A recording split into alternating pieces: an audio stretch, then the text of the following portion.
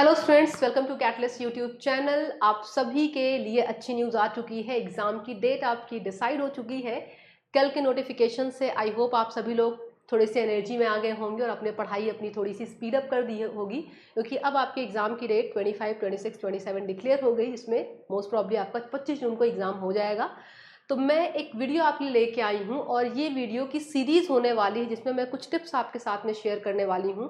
और मैं आपको ये बताने वाली हूँ कि अगर आप 130 प्लस स्कोर करना चाह रहे हैं या 120 प्लस के आसपास आप अपना स्कोर ले जाना चाह रहे हैं, तो आपको कौन से टिप्स है जो फॉलो करेंगे तो आप उस स्कोर तक पहुँच पाएंगे। देखिए बच्चों, कई बार क्या होता है, आप बैठते होंगे क्लास में और आप सोचते होंगे कि आपके साथ में जो बैठ रहा स्टूडेंट था, जो आपके साथ में प्रिपरेशन कर रहा था, उसके मार्क्स आ गए 130, 140 या 125 और आपके नंबर रह गए कुछ 90 के आसपास, 96 के आसपास, 100 के आसपास। आप 100 क्रॉस भी नहीं कर पाए।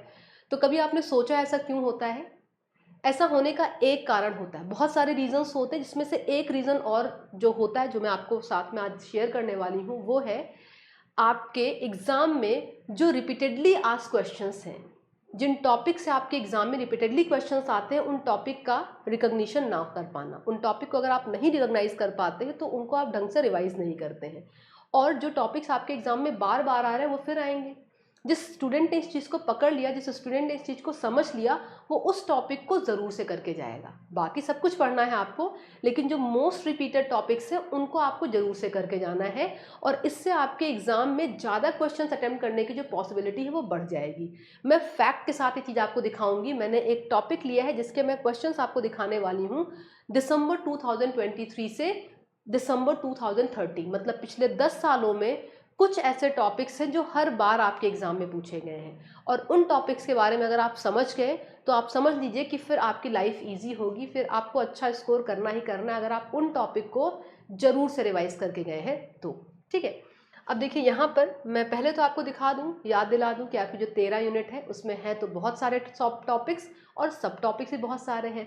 मैं इस टॉपिक का एक यूनिट लेने वाली हूँ केवल, जो आपकी मेथड्स इन बायोलॉजी की यूनिट है, जिसको आप टेक्निक के नाम से जानते हैं।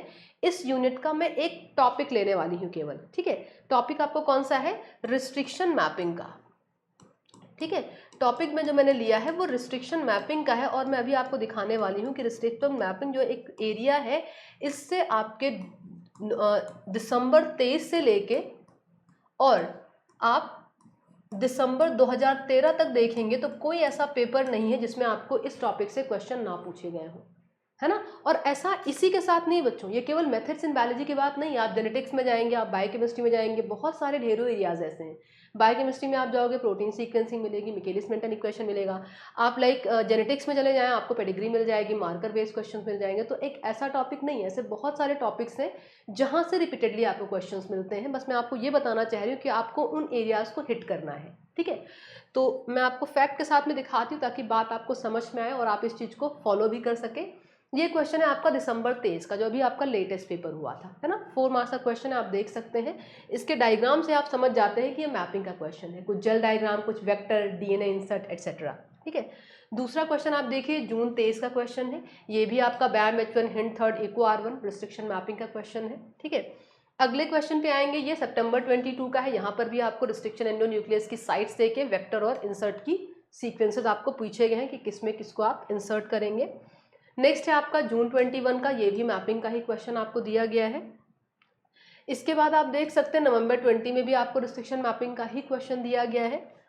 अगला क्वेश्चन आप देखिए नवंबर 20 में दूसरा है, और ये तीसरा क्वेश्चन नवंबर 20 का। अगर आप ध्यान दें तो नवंबर 20 में आपको 3 क्वेश्चन आए थे, है ना। नवंबर 20 के पेपर में पार्ट सी में 3 क्वेश्चन थे, मतलब 12 नंबर की सीधे सीधे क्वेश्चन रिस्ट्रिक्शन मैपिंग के। आगे बढ़ेंगे, अभी कमी नहीं है। दिसंबर 29 2019 का पेपर आप देखेंगे, 4 नंबर का क्वेश्चन यहाँ पर भी, ये भी रिस्ट्रिक्शन मैपिंग का ही क्वेश्चन आपको दिया गया है, आरडीएम मॉलिक्यूल का क्लीवेज। एक और क्वेश्चन आप देख सकते हैं, this is also from restriction mapping area, जहाँ पर आप डीएनए वेक्टर का रिकॉम्बिनेंट डीएनए मॉलिक्यूल का बना के क्लीवेज साइज चेक कर रहे हैं। अगला कॉन्सेप्ट आपका जो पेपर है आपका दिसंबर 2016 का, वहाँ पर भी आपको GST fusion and proper gel diagram mapping का क्वेश्चन। अगला जून 2014 में again mapping based question. Next जून 2014 का दूसरा क्वेश्चन, है ना।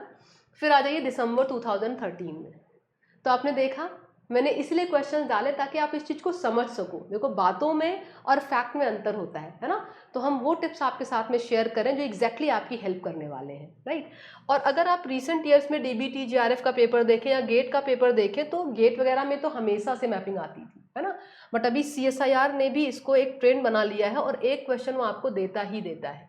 तो अगर आप ऐसे एरियाज को मार्क कर लेंगे और इन एरियाज को अगर आप मल्टीपल टाइम रिपीट करके जाएंगे, एग्जाम में रिवाइज करके जाएंगे, तो डेफिनेटली आपको एग्जाम में ज़रूर हेल्प मिलेगी। लेकिन उससे पहले आपको जो प्रीवियस ईयर क्वेश्चंस की बुक है कैटलिस्ट की, अगर आपके पास पीडीएफ में पेपर्स हैं तो आप इस चीज़ को इंश्योर करिए कि वो टॉपिक है कौन से, ठीक है। मैं एक वीडियो कोशिश करूंगी अपलोड करने की जिसमें मैं इन टॉपिक्स को लिस्ट कर सकूं, बट आप खुद भी अपना दिमाग लगाएंगे और उन टॉपिक्स को जरूर से मार्क करेंगे और उनको एग्जाम से पहले जरूर रिवाइज करके जाएंगे। देखिए मैं ये नहीं कह रही कि आपको केवल रिपीटेड टॉपिक्स पढ़ने हैं, आपको सब कुछ पढ़ना है। आप 1 साल से 6 महीने से या 4 महीने से तैयारी कर रहे हैं तो ऐसा तो है नहीं कि आप केवल रिपीटेड टॉपिक्स पढ़ने वाले हैं, आप सब कुछ पढ़ रहे हैं। बट रिपीटेड टॉपिक्स पढ़ने से, जो इंपॉर्टेंट टॉपिक्स पढ़ने से फ़ायदा क्या होगा कि भाई उनके रिपीट होने के चांसेस हैं फिर से, तो चांसेस है तो क्यों ना उनको प्रिपेयर किया जाए। अगर आप प्रिपेयर करके जाओगे, प्रैक्टिस करके जाओगे तो उससे पहले आप जंप करोगे, उसको कॉन्फिडेंटली आप सॉल्व करोगे तो बेनिफिट रहेगा। कोई अननोन क्वेश्चन मिले, कोई बिल्कुल अननोन एरिया का क्वेश्चन हो, एनर्जी ज़्यादा लगेगी, टाइम ज़्यादा लगेगा, नेगेटिव होने के चांसेस रहेंगे। तो क्यों ना ऐसा क्वेश्चन पे पहले जंप किया जाए जो रिपीटेडली पूछा जा रहा है, जिसकी हम तैयारी करके बैठे हैं, ठीक है। तो उस बच्चे के नेगेटिव आने के चांसेस भी कम हो जाएंगे, ठीक है। तो ये टिप याद रखिएगा। ऐसे और भी टिप्स के साथ मैं आऊँगी, बाकी इस सीरीज़ में और सारे वीडियोस में अपलोड करूँगी जिसमें मैं आपको और चीज़ें बताऊँगी कि आप किन किन चीज़ों का ध्यान रखें तो आप 130 के आसपास स्कोर अपना ला सकते हैं।